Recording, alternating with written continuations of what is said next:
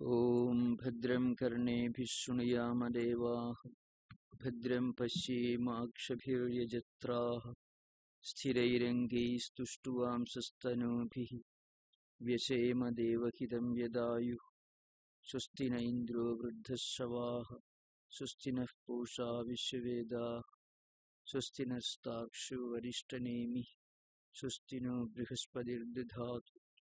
Om Shanti Shanti Shanti. O Almighty Lord, may we hear with our ears what is auspicious.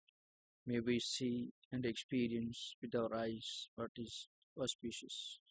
May we, while offering our praise to the Lord Almighty, with our bodies strong of limbs, enjoy the life which God is pleased to grant us. Om peace, peace, peace.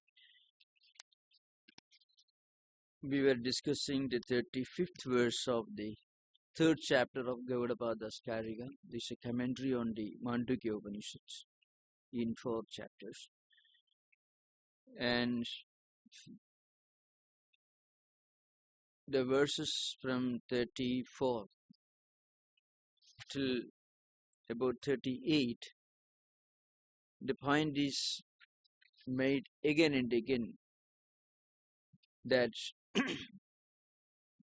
one should try to realize the unity of the universal Atman, the universal self, and the individual self, Jiva Brahma Aikyam as it is called, which is sometimes called Samadhi, and the distinction, the differences between Samadhi and deep sleep state, which is called Sushupti in Vedantic language, stressed again and again. In Sushupti, we feel that the mind is completely merged and mind becomes incapable of experiencing plurality and duality. But in Samadhi, mind goes beyond the level of duality. Mind ceases to exist, which is called Amani Bhavam, with the state where mind ceases to be mind, mind becomes non-mind. And mind merges or becomes one with the Atman. This idea is stressed again and again. Now, this experience is called by one technical term in Mandukya Karika. As you know, I already explained earlier, Gaudapada lived in the 6th century AD. And when he lived, Buddhism was very strong. The 4 schools of Buddhist philosophy were very prominent in India at that time. I mean, the 4 schools of later Buddhism, the 2 schools of realism and the 2 schools of idealism. Realism here implies a system of philosophy which believes in the reality of external objects. Idealism implies a system of philosophy which doesn't give the status of reality, no ontological status of reality to external objects. That's the main difference. So when Gaudapada was living, he had to confront with the 2 schools of idealism, the Vijnanavada and the Shunyavada. Vijnanavada was the subjective idealism of Buddhists. Vijnanavadins believed, the subjective idealists believed in the non-reality of external objects.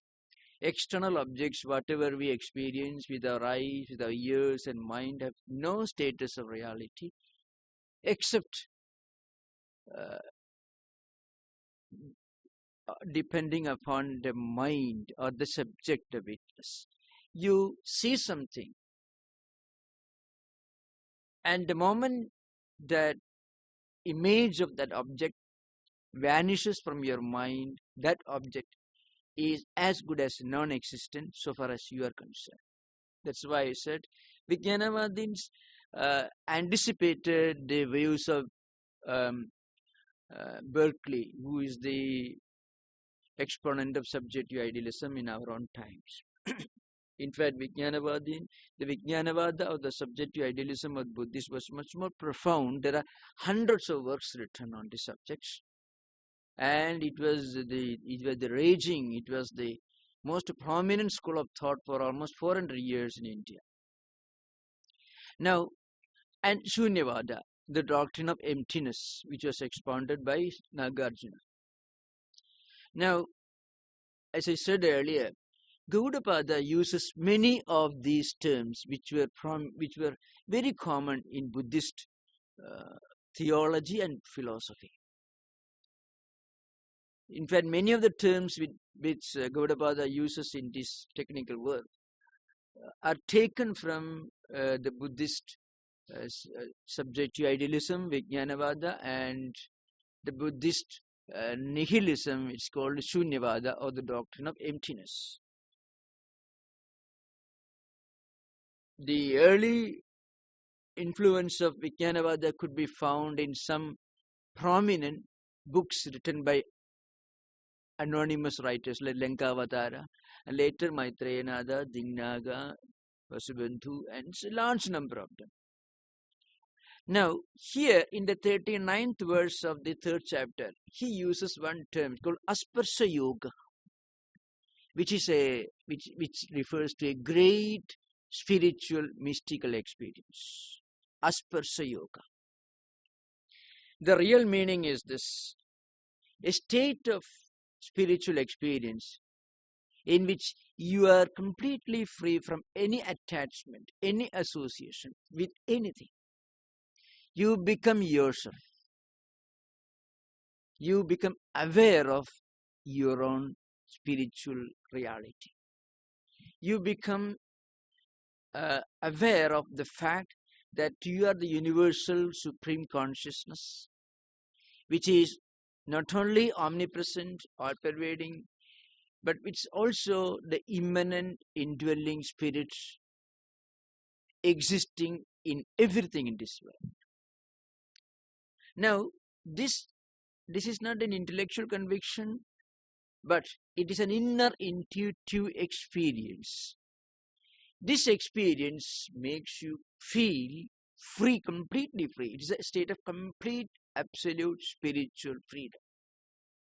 When you feel you are completely non-attached, you are not at all attached to anything in this world. You are the all-pervading, immanent, transcendental reality. The idea is taken perhaps from some of the verses from Bhagavad Gita, because in Bhagavad Gita, Asparsa Yoga, the term is not used, but the idea is sometimes mentioned, Eki Sansparsaja Bhoga, etc.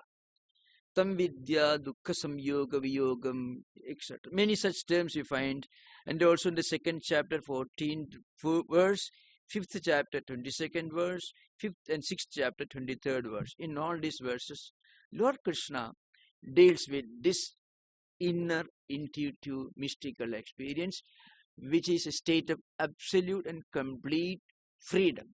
You are not bound by anything. And at this stage, one becomes completely free from fear. This is a state of absolute spiritual freedom. When you become completely free from the tyranny of your own senses, your own mind, your own intellect, when the mind is not tempting you, the mind is not bringing sensations of external objects, senses, temptations, attachments, desires, happiness, unhappiness. Mind is not at all bringing any of these impressions or tendencies from external objects. And the 5 senses of perception have no contact with the external objects. That is the state of complete freedom from the tyranny of the senses, which is a state of complete spiritual liberation. So when one is slave to the senses, it is spiritual slavery. When you are free from the tyranny of senses, it is spiritual freedom. This is what is meant by Asparsa Yoga. It's a very important theme which is special to this particular text of Gaudapada. Now, when we realize this unity with the entire cosmic reality, it is like waking up from slumber, from sleep. That is the technical term, Anadi Maya Sukto, that you find in the first chapter. You find this verse. I shall briefly refer to that because it's a very prominent verse. Shankaracharya has written a very famous commentary on that. Shankaracharya says this spiritual awakening is like waking up from a deep slumber. Now, when you wake up from deep slumber, suddenly you realize where you are existing. Maybe in dream, you imagine yourself to be somewhere else. You have had a good lunch, you go to sleep, and you may experience terrible hunger in your dream. When you wake up, suddenly you get liberated from hunger. You have no thirst when you are in waking state. You go to sleep, and there you feel you are terribly thirsty, and you go in search of water. But you suddenly wake up, the thirst has gone. Now, the question arises, what have you gained when you woke up? You have not gained anything. It's not a new knowledge that comes to you. You get away from the feeling. You are liberated from the feeling that you were hungry or thirsty. In fact, you are not hungry or thirsty because you had a full meal when you were dreaming, before you went to sleep. But in dream, you felt you are hungry. So when you wake up, you don't have to eat another lunch to be free from hunger, because you had a full meal before you went to sleep. Now, so it's not a new knowledge. But in spiritual life, this needs a process. So, Gaudapada writes in the famous verse in the first chapter, maybe in the 16th verse, there is a famous description of this state.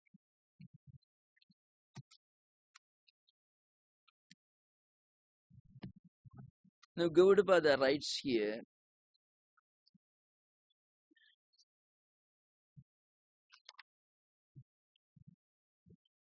Anadi Mayaya Suktaha Yada Jiva Prabudhyade. So we are all completely, totally unaware of our true nature. So we think we are the psychophysical mechanisms. So we are bound. We are attached. So when we get something, we feel happy, and when we lose it, we feel unhappy. When we meet somebody, we are happy, and when that person leaves us, we are unhappy. So samyoga, viyoga means sukha, dukkha means happiness and unhappiness coming together and separation. All these are going on in our life.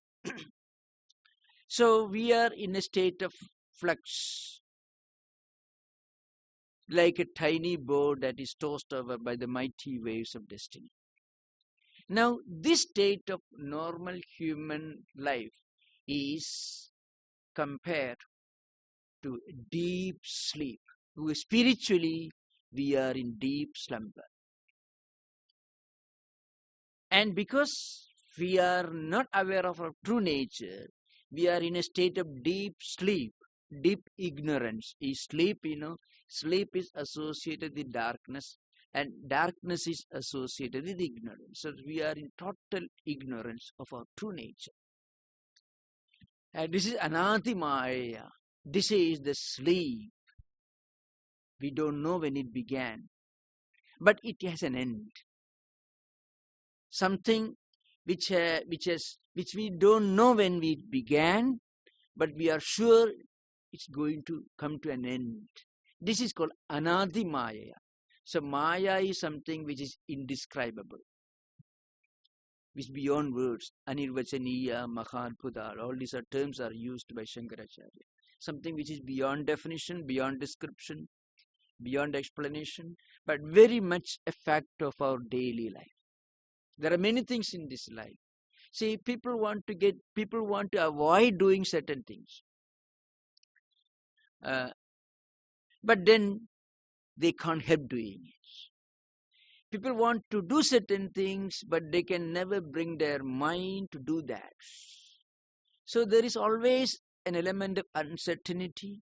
In spite of our best efforts, we can't do what we want to do. See, man can create a machine which will work, which will obey his dictations, his orders. But you can never be sure what we are going to do tomorrow, because our own mind is not within our control. We can create a mighty machine which is much more powerful, much faster than our mind. Perhaps supercomputers. But we can never really predict or determine how our mind is going to work. So that's why Vivekananda defined this Maya as a statement of fact. Something is very much a fact of our daily experience, but we cannot explain it. And this we don't know when it began. So Anadi Maya Suptaha. So we are in deep slumber. And this sleep is imposed upon us by this Maya. So, and suddenly you wake up from this deep sleep. How we wake up from this deep sleep? Many people, if you read the lives of many great men, see Buddha's life. Some time back we had a talk on Buddha's life here in San Francisco. See, Buddha was born as the prince. And when he was born, the astrologer predicted that this baby is going to be an emperor. And so his father was very happy. But then the astrologer corrected him. He is not going to be the emperor in the empirical sense. He is going to be the emperor of ascetics. Means he will become an all-renouncing mendicant, which his father didn't like, because he wanted somebody to succeed him to the throne. So this boy was brought up in an atmosphere of luxury, happiness and joy. But one day he was traveling, maybe his charioteer was taking him along the streets of Kapilavastu, the small town where he was born. And there he came across a sick man, then a dead body, which being taken to the cremation ground, and an old man. So these three sides suddenly opened a tap within his mind. He was not allowed to know that there is such a thing as unhappiness in this world. And he saw an unhappy man, a sick man. He was not allowed to know the unpleasant fact that everyone will get old and one day die.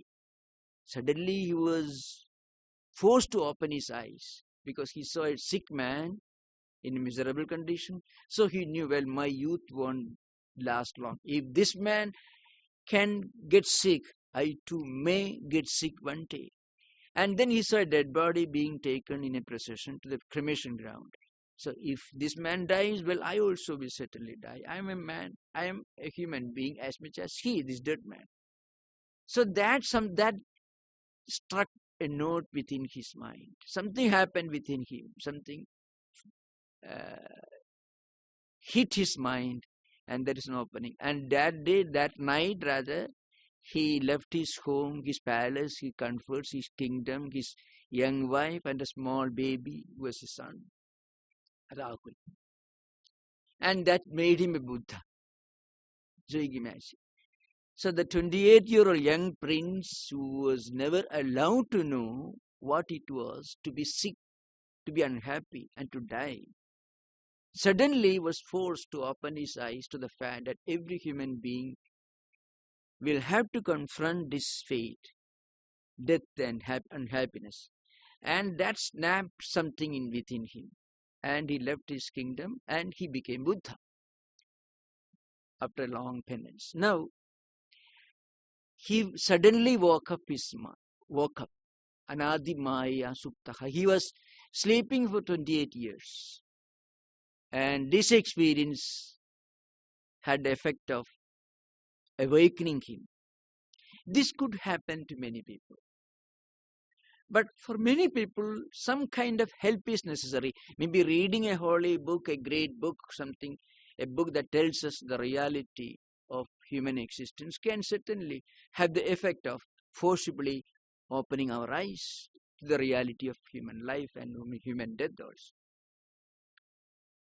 And sometimes it may take a great teacher who needs to explain to you, well, there is such a thing as the immortal, eternal Atman, and this body which is born, which grows, which falls sick and dies, is not all that exists. There is something beyond this body, which is eternal, everlasting, which is not bound by any of these laws of birth, existence, or death, which is eternal, which is ever unborn, and because it always exists, so it can never take birth and it can never die. Now, this is dramatically brought out by the great commentator Shankaracharya, who actually brought out the philosophical and spiritual implications of this great text in Sanskrit language by writing a commentary. He brought out this meaning. So, I shall just read some portions of this text and then we'll explain. So the verse is this. It comes in the first chapter, 16th verse. Anadi Maya Suptaha Yada Jiva Prabudhyati. So this individual self, human being, sleeping under the influence of Maya, that unpredictable, indeterminable power which is called Maya, which I will explain, which is beginningless but which has an end. So, and that jiva, that individual self is awakened. Suddenly he gets up and opens his eyes. And he realizes, well, I'm not this physical body, suffering miseries and enjoying for some time and then suffering for some time. Being born and then dying and then reborn. I'm not the psychophysical mechanism. But I am that reality which is never born and therefore which is never dead. It is unborn, ajam, anidram, asupnam, advaitam. I am not this physical body, but I am that unborn, the eternal, the everlasting, the sleepless, the dreamless, the non-dualistic consciousness, Atman, Brahman. This realization alone can give us complete freedom from fear. That is the point which Gaudapada is going to stress again and again. Complete freedom from fear. Because fear is so much a part of human existence that we can never get rid of it, so long as we believe we are this body. Because everything that human beings do is to gain freedom from fear. Fear can take the form of restlessness. See, people want to run away from themselves. You can find they want to forget. So often they want to forget the problems of their life. In deep sleep, you can get a bit of this, but that is natural state in which you are rendered incapable of experiencing the reality of problems around you, which you have to face in waking state. So in deep sleep or sushupti, you lose your ability to experience the problems in this relative world, happiness, unhappiness, death of friends, loss of money, loss of status. All these problems cease to exist. They vanish in deep sleep. But the problems are not solved. You are able to forget these problems for a short time. And for that, people take to drinks also. They take to drugs also. They take so many means, so many other, sometimes undesirable, questionable means are also adopted by people to forget the problems of the relative world. All are attempts to get freedom from fear, freedom from misery. People take to drinks. It is an attempt to forget and to free themselves from misery. But when the effect of the drinks is gone, it comes back with a vengeance. People take to hobbies. People take to drugs. All these are attempts to run away from oneself, because the mind is torturing. In psychiatry is called, conflict solutions, internal conflict. Mind itself has got a mechanism of projecting certain delusions and illusions as conflict solving mechanisms in psychiatry. But all these attempts will become total failures unless we take our life to spiritual channel. Now, in this commentary, Shankaracharya says the real solution to all the problems comes only when we go beyond the wrong notion, when we get away from the wrong notion, when we remove the wrong notion that we are this body, we are the psychophysical mechanisms. The commentary says, Yoyam samsari jivaha saubhe lakshanena tattva apradibodha rupena बीजात्मना अन्यथा ग्रहण लक्षणेन च अनादिकाल प्रवृत्तेन माया लक्षणेन स्वप्नेन ममायं पिता पुत्रोऽयं नप्ता क्षेत्रं पशवो अहमेषां स्वामी सुखी दुःखी क्षयितोऽहम् अनेन वर्धितश्च अनेन इत्येवं प्रकारान् स्वप्नान् स्थानद्वये अपि पश्यन् सुप्तः. So the life is a very long sentence. I shall explain in English. Human existence, human life is explained here. What is the condition of an ordinary human being's life? He thinks, I am his son, I am his father, this property is mine. All these are explanations here. So, I have gained this, so I am happy. I have lost this, I am unhappy. All these are explaining. Sukhi, dukhi, kshayitaha, aham anena vartitascha. I have got a lot of money, so I am happy. I lost the money, I am unhappy. He is my father, I am his son, this is my field, this is my property. So, these associations with constantly changing, fleeting, relative entities in this empirical world get us bound to these shackles of attachment. So, we are in a miserable condition. From a spiritual point of view, remember, it's only from a spiritual point of view. From a spiritual point of view, a person who thinks he's just this psychophysical mechanism is in deep slumber. From a spiritual point of view, then how does he or she wake up?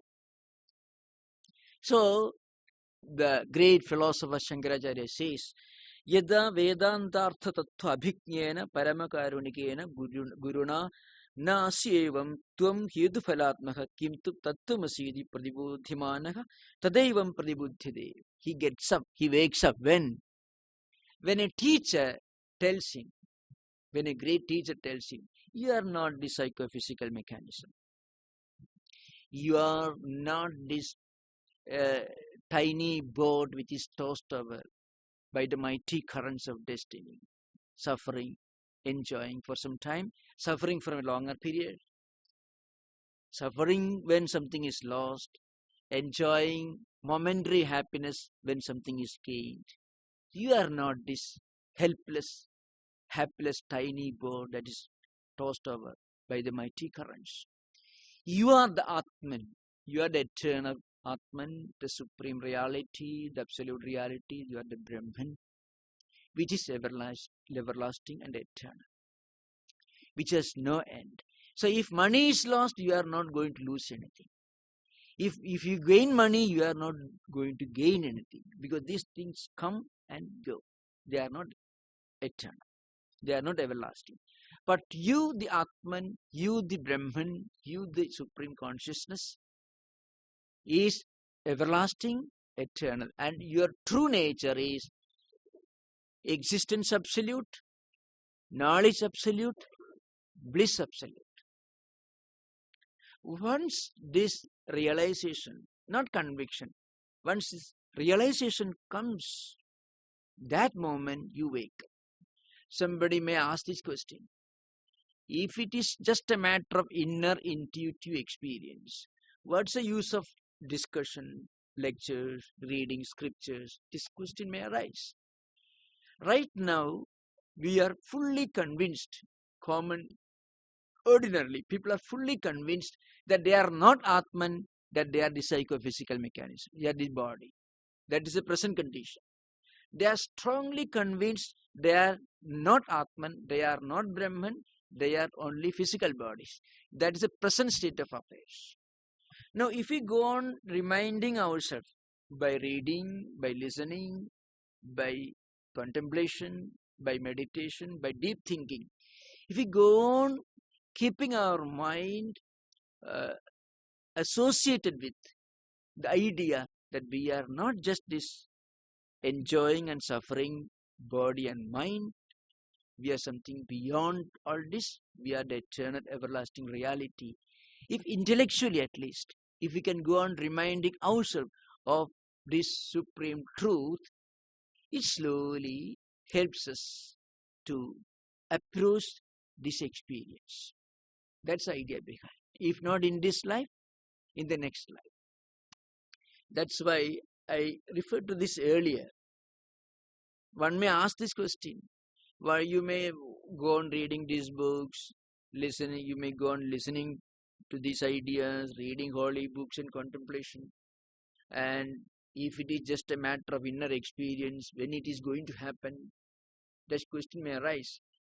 In fact, in the 6th chapter of Bhagavad Gita, Arjuna puts his question to Krishna. His question is very simple.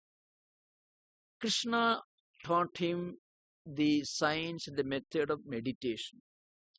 And then Arjuna asked the question, suppose somebody fails to achieve this goal. Well, you go on reading, you go on meditating, but you are not fully successful in getting the conviction, or people die away. They die before they reach this goal. Does it mean that everything will be lost? That's the end of the journey. Now, if you believe that life is a linear, straight line progression, at the end of the journey, you are admitted to heaven or admitted to hell.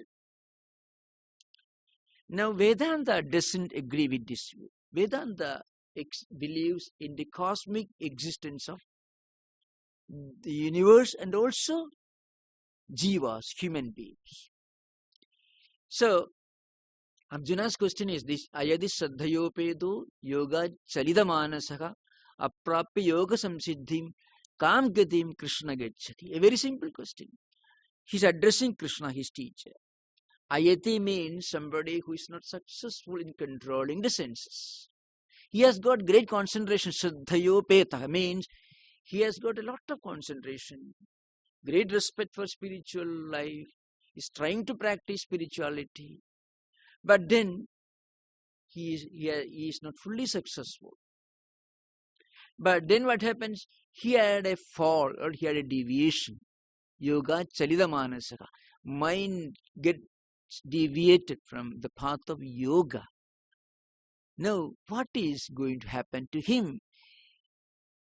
What is going to be his fate? Kam Gati means what is going to be his fate? Gati means destiny. If you believe in linear progression, as I mentioned earlier, well, there is total despair. Only one chance. If you are successful, all right, the heaven's gates are open before you.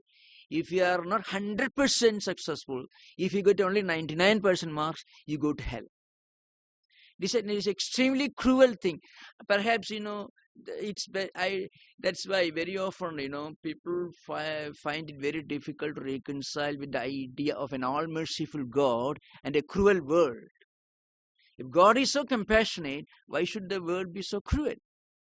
Vivekananda, before he came in contact with Sri Ramakrishna, before he got spiritual enlightenment, used to ask this question to himself. He was an agnostic, Swami Vivekananda. Now, in answer to this question, Krishna gives a very wonderful answer. In essence, his answer is this: whatever little effort you make in spiritual life, if you meditate for 1 minute in your whole life, if you read one page from a holy book, if you concentrate even for 1 minute in your whole lifespan, that effort will not be lost. That effort, even a little bit of spiritual practice, will remain in your account. And when you die, in your next life, you can draw your check on this deposit. Means next life, the benefit, the merits of this spiritual practice, whatever little you have done, if you listen to a good lecture and with concentration, if you register some of the ideas in your mind, that will save you. That will help you to continue your spiritual journey forward till you reach your destination. That is Krishna's answer.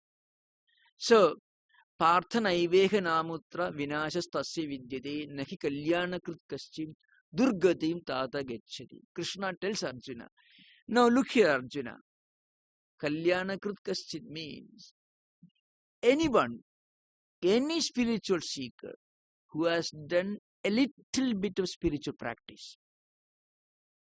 It need not necessarily be a long penance, long meditation, total renunciation, total surrender. Need not necessarily be. But even little bit of that, if you do, that person will be saved. And it is very difficult to find anybody in this world who has not done even little spiritual practice. Just as it is very difficult to find anybody who has done only spiritual practice. Both extremes are there. So Krishna tells, in the next life, tatradam buddhi samyogam labhate paurodekikam. That's what Krishna says. Tatradam buddhi samyogam labhate paurodekikam. The person who does something good in this life, his samskaras and tendencies will continue with him, whatever little spirituality has practiced, with the body belonging to previous life. Paurodehika means the body related to previous life. That buddhi, those tendencies, samskaras, all these will remain with him and it will help him in his next life. So, Shankaracharya says, a little bit of this practice will help you to continue your spiritual journey forward and move you forward. That's the idea behind. So this Asparsha Yoga is an important theme in this Gaudapada Karika, which is mentioned in the 39th verse of the 3rd chapter. Now, in the 40th verse, the same idea continues. These ideas are sometimes repeated in very many verses continuously. Manaso nigrahayattam abhayo sarvayoginam dukkakshaya prabodascha pyakshaya shantirevacha. But the same idea, the eternal peace, the eternal happiness, complete freedom from dukkha, grief, and complete enlightenment comes only when you succeed in controlling your mind. This is the idea is repeated. In the 41st verse, there is an interesting idea. Not because it is a new idea, but the new analogy, new illustration is presented.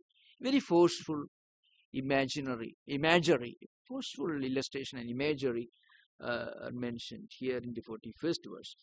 Utsega udadher yadvat kushagrena ekabintuna manaso nigrahas tadvat bhavet aparikhedata. This is the 41st verse.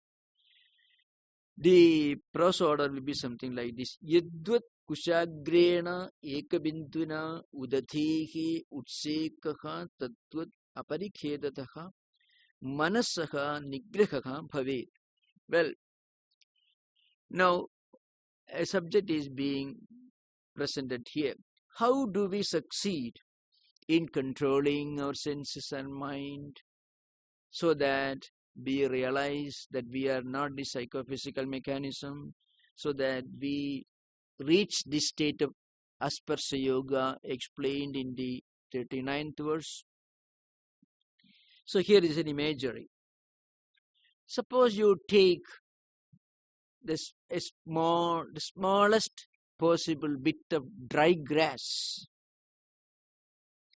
and then try to empty the water in the ocean. It's a very kind of an imagery, an illustration. You have to work very hard and you will require infinite patience, tenacity and perseverance. Now, Gaudapada says, with the same tenacity and perseverance, if you strive to reach the supreme spiritual goal, you will succeed. Here the stress, the emphasis is on the need for tenacity and perseverance and patience and steady effort. That's the idea behind. How much steadiness, tenacity and perseverance are required to empty the ocean? If you go on removing the water with the smallest dry grass, it's almost impossible. But still, if somebody tries that, thinking that one day he will succeed in emptying the ocean, it's not going to happen. What amount of patience he will need, he will require. That kind of patience is required in spiritual life. It is not a pessimistic picture. The idea is this. People sometimes ask the question, well, I have done my best, still I feel restless, I feel unhappy, etc. In fact, unhappiness and restlessness, which are felt even after taking up spiritual life, are different from the unhappiness and restlessness felt by those who have not even started the journey. There is a basic qualitative difference between the two. So that these ideas are stressed again and again. In the 42nd verse, Upayena nigriniyat vikshiptam kama bhogayohu suprasannam laye chaiva yatha kamo layas tatha. The idea is repeated here. Mind is sometimes tempted in physical and intellectual and mental pleasures and pleasantries. Mind may forget the unpleasant realities of empirical life in deep sleep. But that forgetfulness doesn't spiritually help us much.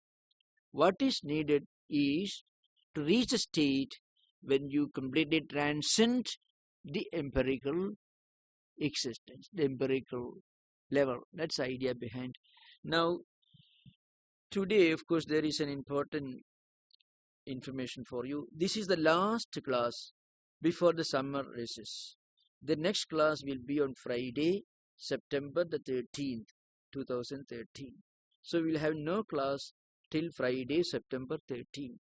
So I would rather invite those of you who are interested to ask questions, those who want clarifications on what I have discussed today, or on what I have discussed all these days, or on spiritual subject in general.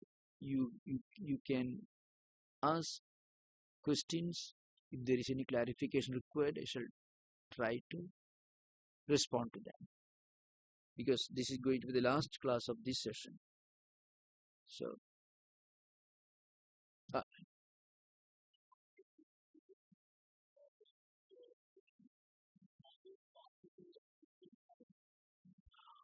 Shankaracharya has written a commentary on Mandukya Karika. So I was quoting from his Karika. Sorry, his Bhashya. Bhashya means commentary in Sanskrit. Because the Karikas are only verses, 4-line verses, very brief verses. So the full spiritual and metaphysical import of these verses is brought out by the great commentator Shankaracharya. So the description and spiritual principle underlying these verses are brought out by Shankaracharya in his commentary. If you want to get a deeper understanding, if not, those of you who cannot read original Sanskrit can get translations. They are available. Translations are available. Yes, yes, he translates. Yes.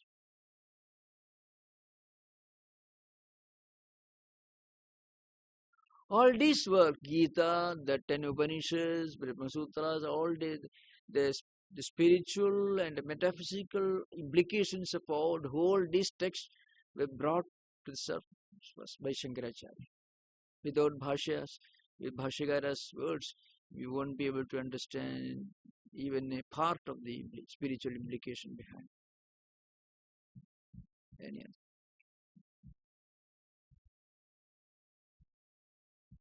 If you don't have any doubts, then I can complete that commentary, because the commentary is something very interesting, very illuminating. I can continue. Because here the Bhashyakara gives a graphic description of how this realization comes. So I already explained earlier. The great teacher comes and tells the spiritual aspirant, the spiritual seeker, you are struggling, you are in this miserable state because you think the worldly pleasures are only thing to be achieved. So when you get them, you are happy, and when you don't get them, you are unhappy. So you are a slave of happiness and unhappiness, as I said earlier, like a helpless boat.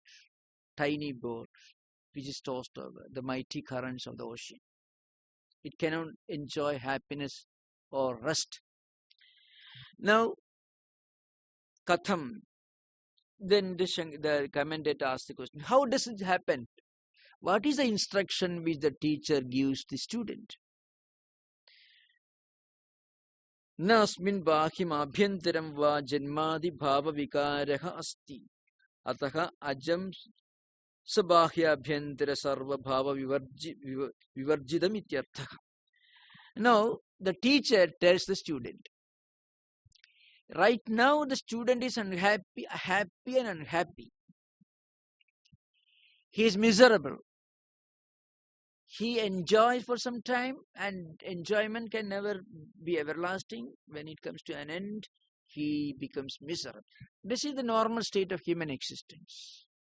One can never be happy, eternally happy. Gita uses the term atyantikam dukkham, sukham atyantikam yadvat buddhigrahim atindriyam. The real sukha, the real happiness, the real pleasure, the real restfulness, the real relaxation and relief come only when you stop seeking happiness. The best way to get happiness is to stop seeking happiness. Because whatever happiness we are seeking in this world is empirical happiness, worldly happiness, which can never be everlasting. People work for money. Before they get money, they are unhappy because they don't have money. When they get money, they are unhappy because they are afraid if money may get lost one day. That's also a state of anxiety, and anxiety is certainly a state of unhappiness. And one day it will be lost. Empirical pleasures can never be everlasting. It comes and it goes. So then also unhappiness. So unhappiness is the state of human mind before getting the objects of happiness, and also after having got the objects of happiness, and after having lost them. Now, how to get real happiness, true happiness, everlasting happiness? To understand that one should go beyond happiness and unhappiness. So the only way to go beyond unhappiness is to stop seeking happiness. And that is possible only when we realize that we are not the psychophysical mechanisms. So long as we are convinced, we are under the delusion that beyond the physical bodies, we will be seeking these fleeting objects of happiness. And there will be no happiness, no real happiness in our life. Because what we normally call happiness in the worldly sense is only one side of the coin. The other side is unhappiness. So, the teacher tells the student,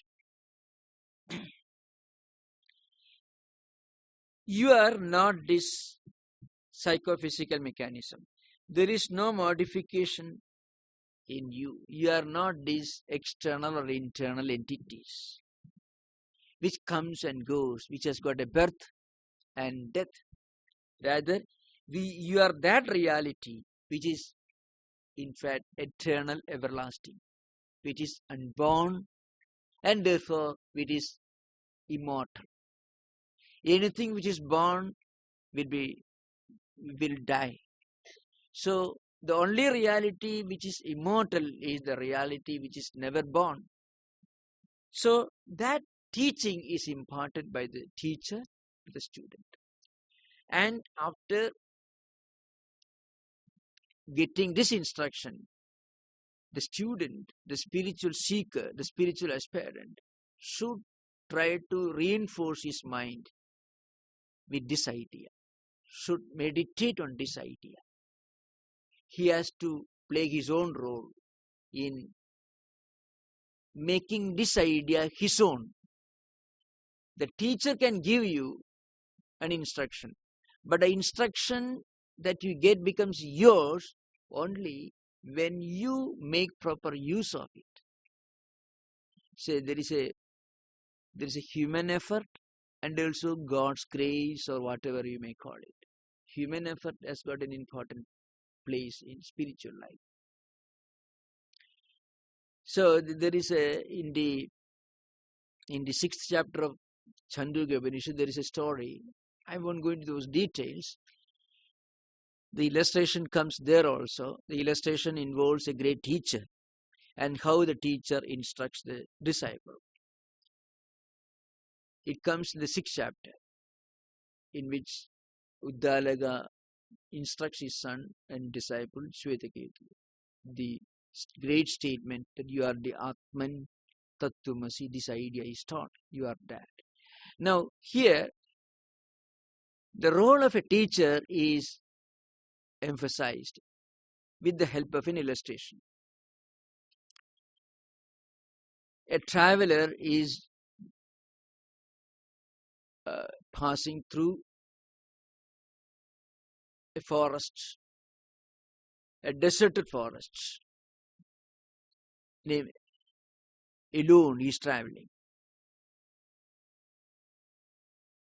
And he had maybe he had a bundle with him, he has some money, some belongings. Some robbers waylay him. He is waylaid, he is ambushed. He is robbed of all his belongings, and his eyes are bound, tied with a rope, with a cloth. Then he is tied to a tree, and the robbers go away. Now this wayfarer, the poor traveler, is in a state of total misery. She cries and weeps, and he shouts. Now another traveler was he came that way. He is a compassionate person. And he heard this poor man's cries and wailings. He comes to him. He unties the bondage and he frees him. He removes the bandage from his eyes. And then the poor man tells his story. Some robbers ambushed him, waylaid him. He's coming from Gandhara country, a distant place. He's on his way to that place. Now I do not know, because the robbers took me away from the main road, so I don't know which way to go back, which road I should take to reach my home. Now this compassionate traveler tells him, well, you follow this path, and after some time you may find a village. You can ask people living in that village, and they will guide you. They will give you more instruction. They will guide you, and you can continue your journey from place to place. Now, the teacher gives the instruction. The teacher liberates the poor traveler from his bondage. He unties him. He takes away the cloth that is with which his eyes are bound, and then tells him, you follow this track, this path, this road. You can reach your home. That much only a teacher can do at the most. It is a traveler's duty to follow that road which the teacher has shown him. And after some time he may reach a village. Then he may find some people living in that village. He can ask, I'm on my way to Gandhara country. How should I proceed? Then he may reach a junction perhaps. 4 roads will be there in the junction. Which way to turn, he may not be sure. So he will ask somebody else, which road should I take to reach my place? But this is his duty, to use his discrimination and to find the right type of person. Some people may mislead you. So you have to get the right type of person, ask for instruction and follow his instructions. Slowly you will reach your goal. So the teacher tells the student, the spiritual seeker, gives the instruction. The spiritual seeker should use his or her wisdom and discrimination, intelligence, think and pursue the path.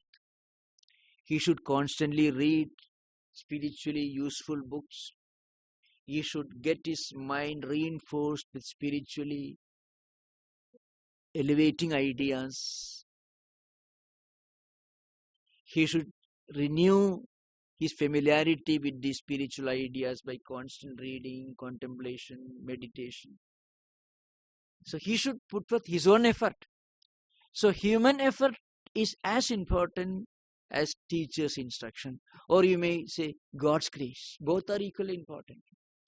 In the writings of Saint Teresa of Avila, there is a wonderful reconciliation between human effort and God's grace. It's not a Vedantic book, but it is certainly Vedantic in another sense, because it also deals with the ultimate spiritual destiny of human existence. But there, instead of Vedantic approach, God's grace is emphasized.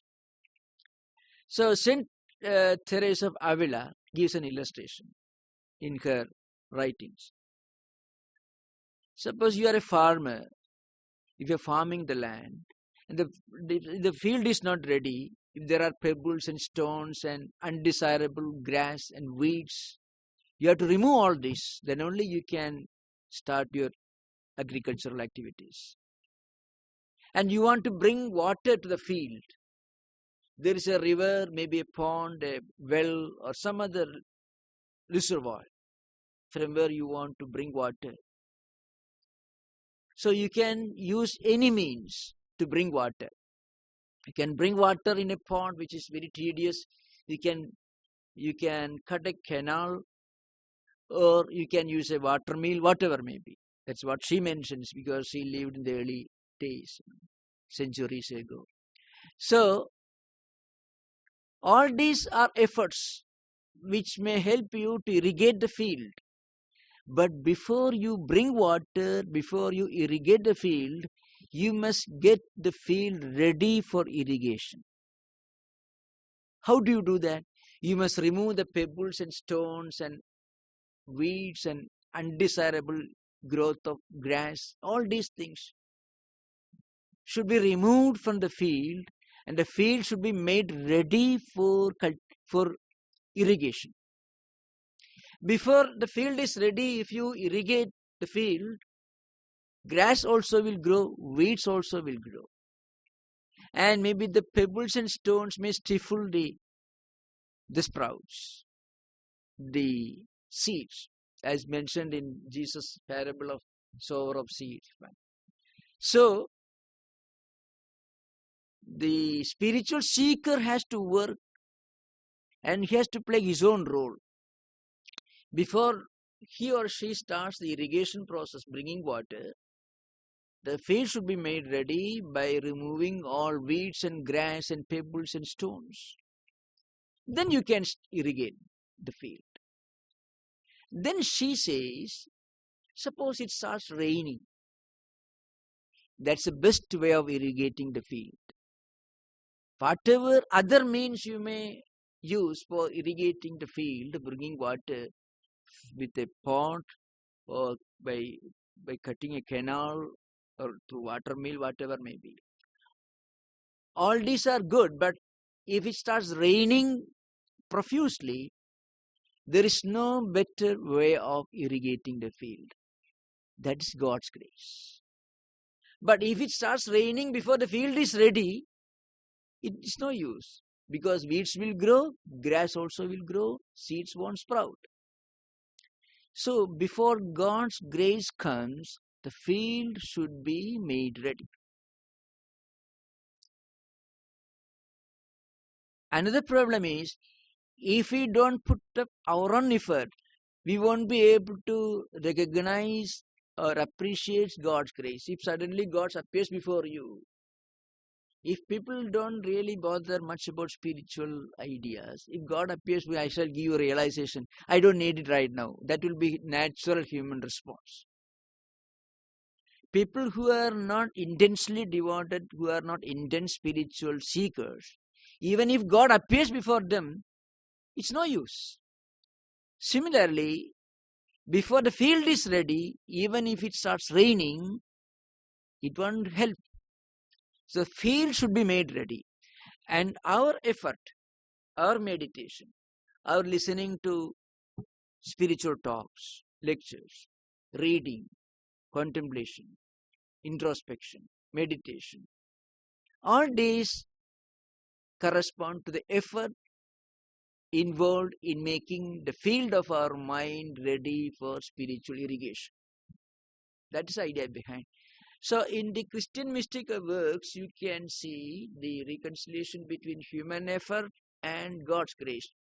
In Vedantic texts, which are basically non-dualistic in nature, at the metaphysical level, it is mentioned, a teacher should instruct you. But then the teacher, one should not think without, I didn't get a teacher, so I have no future. No. Human effort itself, they will take you to the ultimate goal if there is sincerity and purity of mind behind it. That's the idea behind. So thank you. So we will have the next class, as I mentioned earlier, on September the 13th. So we will begin the summer races. So I wish all of you a happy summer holiday. Thank you. Namaskar. Om Shanti Shanti Shanti.